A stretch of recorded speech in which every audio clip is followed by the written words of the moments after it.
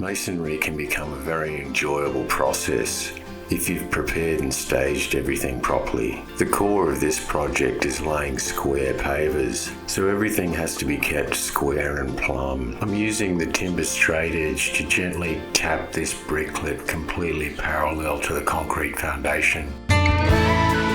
You come and go like a monsoon rain. You hide and show like a lightning bolt. You have it all.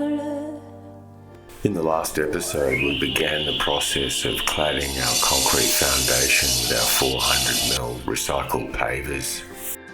Starting with cutting strips of paver into 100mm thick bricklets to stick on the side of our foundation. My plan is to get all the side pieces attached to the foundation while I get the horizontal pieces started in the centre of our layout. I got the first 2 rows of the main pavers cemented in place, aligned with the pre-existing wooden staircase that gives access to the deck. I was careful to make sure that the start of this layout was completely symmetrical and plumb to our concrete foundation. I give these pavers time to set in place while I prepare to clad more of the bricks on the side of our patio platform. The gravel foundation that lies under our concrete slab needs a little tidy up and excavation to make room for the 100mm strips of paver we're going to be sticking to the side. My technique for attaching these side pavers completely flat and straight to our foundation is to use a timber straight edge. I'm reusing the same piece of timber we used on the front, as this is a dead straight piece of timber. To attach this straight edge completely parallel to our slab, I have to build a temporary frame attached to the timber staircase. This is going to enable me to have a 45mm gap parallel to the concrete foundation. I double check the whole system with my set square and testing it with one of my pavers to make sure we're going to have the correct gap with enough room for the paver and 5mm of tile adhesive. I lock in a piece of scrap timber to enable me to open and close the straight edge like a large clamp. After making some pencil marks to align these side pavers in the brick pattern with our top pavers, I add a few packers to get them up to the right height. I double check with my timber straight edge to make sure these side pieces are aligned in all 3 dimensions to give us a straight and plumb edge to our patio. Part of managing the workflow on this project is to dry fit pavers in the morning and then cement them in place in the afternoon. This way they're set up solid for the next day to fit more pavers. You master how to simplify. You turn rain into a blue sky. Oh, when the wind blows and the windows are closing, you let the world know. I've noticed this paver isn't sitting completely flush and flat to the previous pavers. Some of these older second-hand pavers aren't all exactly the same thickness, so I compensate for this by adding a couple of thin packers or sometimes having to grind off a little bit of the corner. I set myself up to cement on the paving bricklets that we dry set earlier on the side of our patio. I have to make some adjustments to the height of this first bricklet. I'm changing out the size of the packers to get it so it's flush with our concrete foundation.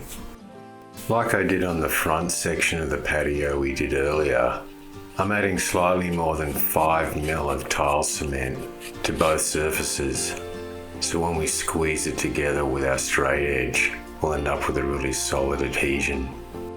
I'm using the timber straight edge to gently tap this bricklet completely parallel to the concrete foundation. When I'm happy with its alignment, I clean off the excess tile cement and move on to the next bricklet and repeat the process. You master how to simplify. turn rain into a blue sky. Oh, when the wind blows and the windows are closing, you let the world know that what has been, and there's no use in looking back, going back, wishing back. Masonry can become a very enjoyable process if you've prepared and staged everything properly. The core of this project is laying square pavers, so everything has to be kept square and plumb to have a good finished result. When the wind blows and the windows are closing, you let the world know what has been. There's no use in looking back, going back, wishing back. After the tile cement is set up solidly, I remove our straight edge timber formwork and reassemble it on the other side to repeat the process. And it looks like little Gus the Dachshund is going to be helping me out today. With our timber straight edge set up with its 45mm parallel gap to the concrete foundation, I stick the tiles on in a mirror image layout from the previous side. By this stage, the process has become pretty streamlined and efficient. When the wind blows and the windows are closing, you let the world know what has been. With all the full-sized 400mm long side pavers in place, we're going to work on finishing the corners off. The front edge of the patio is going to require 2 small pieces at either side to fill the gap between the full-size pavers and the pergola post. After cementing it in place, I use a couple of packers to fix it into alignment. The backside of our patio next to the step is going to require 1 more full paver piece and a smaller filler piece to finish off the corner. I'm attaching all the corner paver pieces freehand because each edge has a pre-existing part of the structure to align to. By adjusting the packers and double checking with my set square, I can align this paver bricklet so when we add the horizontal paver on top later, they'll all line up squarely together. Here you can see how the side pieces align with the top pieces in the finished patio, helping to create a neat and solid look to our structure. It's time to remove the timber straight edge on the final side of the patio platform, and little Gus wants to get in on the action. It's gentlemanly. You're a good man, quite the best man, a real fine man. When the wind blows and the windows are closing, you let the world know that what has been. And